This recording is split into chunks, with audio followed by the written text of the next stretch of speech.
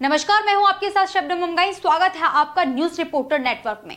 महाराष्ट्र और झारखंड के साथ साथ उत्तराखंड की केदारनाथ विधानसभा सीट पर उपचुनाव की तारीख का ऐलान हो चुका है। केदारनाथ विधानसभा से विधायक शैला रानी रावत के निधन के बाद ये सीट खाली हो चुकी थी, जिसके बाद अब इस सीट पर उपचुनाव होने जा रहा है, जिसके लिए भाजपा और कांग्रेस दोनों ही पार्टियां जी तोड़ मेहनत कर रही हैं।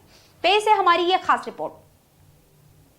अब आपको बताते हैं कि केदारनाथ विधानसभा सीट पर कब और कौन रहा काबिज। अगर हम बात 2002 की करें तो 2002 में हुए विधानसभा चुनाव में भाजपा से आशा नौटियाल ने 3465 की वोट से जीत हासिल की है। वहीं 2007 में हुए चुनाव में एक बार फिर से आशा नौटियाल का दबदबा कायम रहा, लेकिन 2012 के चुनाव में जनता ने कांग्रेस की झोली में ये सीट डाली और कांग्रेस की शैला रानी रावत ने 2327 मतों से जीत हासिल की है। इसके बाद 2016 में उत्तराखंड की राजनीति में एक बड़ा भूचाल आया, जिसने कांग्रेस को तोड़ दिया और कांग्रेस के कई विधायक कांग्रेस को छोड़कर भाजपा में शामिल हो गए, जिसमें केदारनाथ की विधायक शैला रानी रावत भी शामिल थी।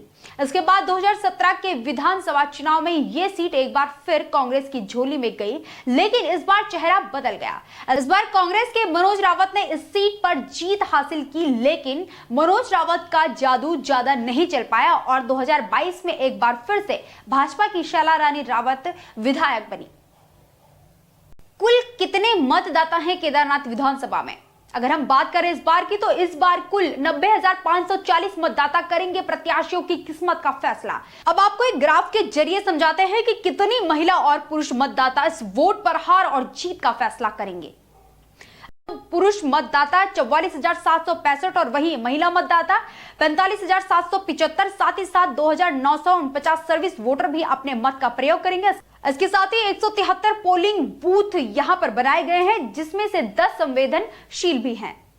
कौन कौन है दावेदार? अब बात करते हैं दावेदारों की, तो इसमें दोनों ही पार्टियों के लिस्ट में कई नाम शामिल है। भाजपा की बात करें तो सबसे पहला नाम आता है ऐश्वर्या रावत का, जो दिवंगत विधायक शैला रानी रावत की बेटी है। दूसरे की अगर हम बात करें तो पूर्व विधायक आशा नौटियाल का नाम भी चर्चाओं में है। वहीं पिछली बार निर्दलीय मैदान में ताल ठोकने वाले कुलदीप रावत इस बार भाजपा की तरफ से दावेदारी पेश कर रहे हैं। कर्नल कोठियाल चंडी प्रसाद भट्ट, राष्ट्रीय संगठन में रहे कुलदीप आजाद नेगी का नाम भी दावेदारों के लिस्ट में शामिल है। अगर हम कांग्रेस की बात करें तो वही कांग्रेस की ओर से पूर्व मंत्री हरक सिंह रावत का नाम भी लिस्ट में सबसे ऊपर है।